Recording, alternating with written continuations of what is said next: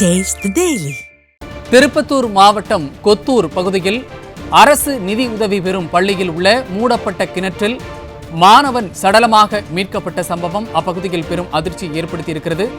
ஸ்டாலின் ஆட்சியில் சீர்கெட்ட சட்டம் ஒழுங்கால் மர்ம மரணங்கள் தொடர்கதையாகி வரும் நிலையில் இச்சம்பவம் குறித்த விவரங்களை வழங்குவதற்காக நமது செய்தியாளர் பிரபு இணைப்பில் இணைந்திருக்கிறார். அவரிடம் கேட்கலாம்.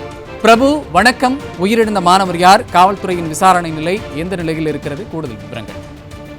நிச்சயமாக திருப்பத்தூர் மாவட்டம் நாற்றம்பள்ளி அடுத்த கொத்தூர் பகுதியைச் சேர்ந்தவர் சின்னத்தம்பி. இவருடைய மகன் முகிலன். இவர் திருப்பத்தூர் உள்ள அரசு நிதி உதவி பெறும் டொமினிக் சாவியா மேல்நிலைப் பள்ளியில் 11ஆம் வகுப்பு படித்து வந்தார். அதாவது பள்ளியின் விடுதியிலே தங்கி படித்து வந்த நிலையில் கடந்த 1ஆம் தேதி காலை பள்ளிக்கு முகிலன் வரவில்லை என ஆசிரியர்கள் பெற்றோருக்கு தொலைபேசியின் வாயிலாக தகவல் தெரிவித்திருந்தனர். இதனையடுத்து பெற்றோர்கள் மற்றும் உறவினர்கள் முகிலனை ஆங்காங்கே தேடியும் கிடைக்காததால் நேற்று திருப்பத்தூர் நகர காவல் நிலையத்தில் தன்னுடைய மகனை மீட்டு தருமாறு புகார் அளித்திருந்தனர்.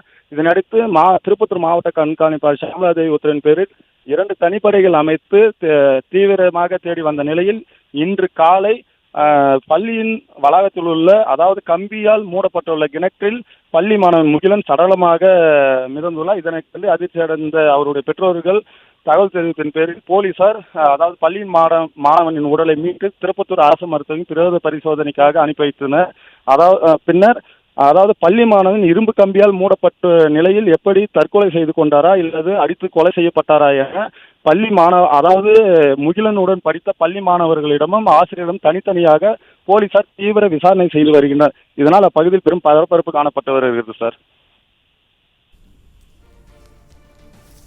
இணைப்பில் வந்து விவரங்களை வழங்கியமைக்கு நன்றி பிரபு.